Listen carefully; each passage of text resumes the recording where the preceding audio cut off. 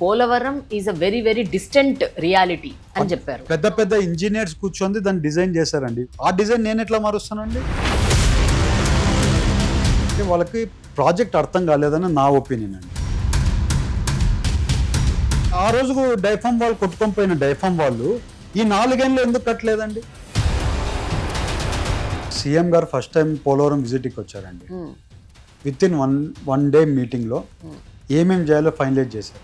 Funds రావాల్సి ఉంటే పోలవరంకి 6,000 కోట్ల నిధులు ఇమ్మీడియట్గా రిలీజ్ చేయించారు. We want to finish it by 27 March అండి. That is what sir has given dead line.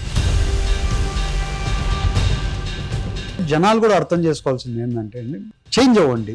మీరు డబ్బులు అడగొద్దండి. మీ డబ్బులు అడిగితే మీ లైఫే పాడు చేసేస్తున్నారు.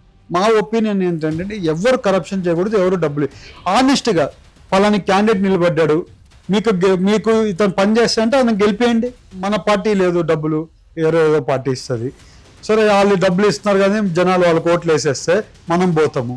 సో ఇప్పుడు ఇద్దరు పంచడం, వాళ్ళు ఇద్దరి దగ్గర తీసుకుంటారు, ఎవరికి వేయాలో వాళ్ళకి వేస్తున్నారు. ఆ సిస్టమ్ మారాలండి.